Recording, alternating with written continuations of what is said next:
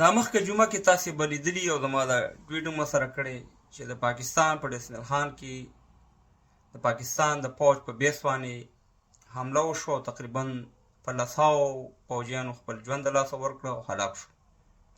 نو ولې پاکستان دا الزام په افغانستان ولګو خو افغانستان په خلاف یې ولې کاروایي ونه کړه او حملې ونه کړې؟ په دې در سره خبرې کوم او دا ویډیو ډېره مهمه ده چې تاسې ځان پوه کړئ په دې خبره. یو خو چې پاکستان ویلی چې خدای یو د یقین به پې کوئ، نور به په یو خبره هم یقین نه کوئ، ځکه دا دروغ د دروغو ریاست دی، په دروغو جوړ شوی، په دروغو روان دی. که چېرته یې ویله چې یو مړ دی نو پوه شه چې 10 مړي دي، او که چې د 10 مړي نو پوه شه چې 100 مړي دي. نو دې کې 2-2.5 پوځیان پاکستان مړه شوي او خپل ژوند یې د لاسه ورکړی. ځکه چې دې اول کې نیوز چې وګورې دې ویلې چې دا د پولیس تاڼه وه، خو بیا معلوم شو چې د پولیس تاڼه نه وه، ځکه ګر چاپېره کورونه و، دغه بیس ورسره و د پوځ.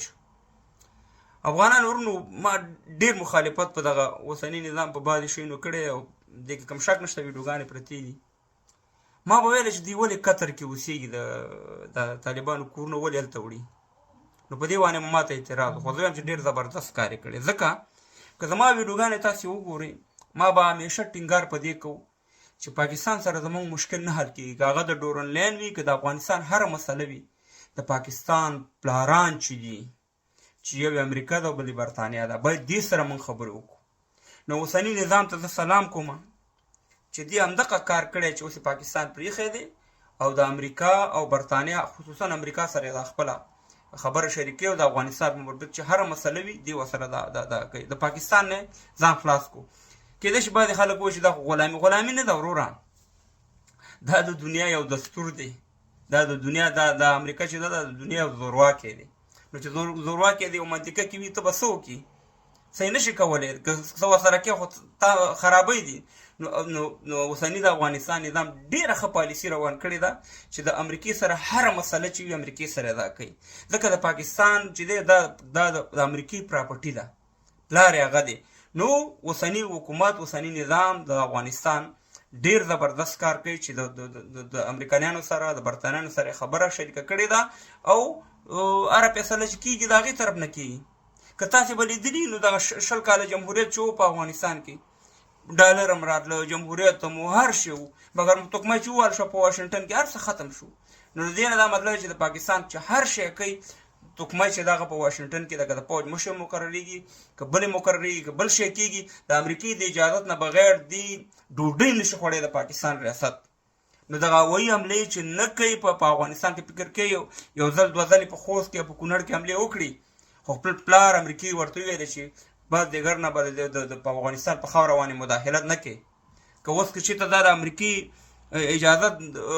د اجازه خبره وي او اجازه یې ورکړې وي، نو د افغانستان په ټوله فضا به د پاکستان په تیارو باندې ډکه وي او بمبارانې به یې کولې چې فلاني ځای کې وروره ټریننګ سنټرې دي، بستاني ځای کې ټریننګ سنټرې دي. خو پلار یې ورته اجازه نه ورکوي او موږ ویو چې همیشه باید موږ د امریکایانو سره خبره وکړو. څنګه چې دا پاکستان د امریکې غلام دی، نو غلام سره خبره زموږ مشکل نه حل کېږي. باید د غلام چې کوم بادار وي، پلار وي، هغه سره بیا زموږ مشکل حل کېږي.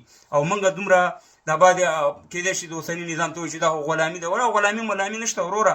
امریکا 128 ملکونو ته د پیسې ورکوي، چاته د جمعې ورکوي، چاته د میاشتې ورکوي او چاته د کال ورکوي بجټ. د دنیا زورواکی دی، اوس ورسره زور دی، ورسره نه رسېږي، په حکمت به ورسره کارلی. ما ډېر مخالفت به دې کړی دی، خو اوس مې په دې سر خلاص و چې اوسني نظام زبردسته پالیسي روان کړې ده چې د امریکایانو سره خبرې کوي، د افغانستان په مورید او د پاکستان سره خپل اړیکې تقریبا ختمې کړي دي، رسمي د پلار سره لګی دی او خپل سیاست او خپله پالیسي ورسره په مخکې وړي. دا یو زبردست کار دی. دا کار که موږ مخکې کړی وی، موږ به د دومره مشکلات سره نه مخامخ شوی. ځکه دا غلام بالله غلام دی پاکستان ریاست. نو د هوایي بریدونو اجازه چې ده هغه وایټ هاوس نه ورکوي. د دې غټ ثبوت دا دی چې د پاکستان د پوځ مشر همالته لاړو، هغې ورته ویل چې قلاره کښېنه زما زویه، افغانستان په قلاره پرېږدي چې ترقي او پرمختګ وکړي، ته هم داسې غلام ښیي او ذلیله ښیي، ځکه ستا وخت اوس راغلی چې تا به د دنیا د نقشې نه ورکوو. دغه زما خبره. اسماعیل خان کې پر یوې تانې اورپکۍ برید لږ تر لږه 23 پاکستاني پوځیان پکې وژل شوي. د تحریک جهاد په نامه یوې ډلې ویلي برید دوی کړی. د پاکستان پوځ وایي د اسماعیل خان کې پر یوې امنیتي تانې د اورپکو یو برید کې لږ تر لږه 23 سرتیري وژل شوي دي. دوی وایي وسلوالو په چاودېدو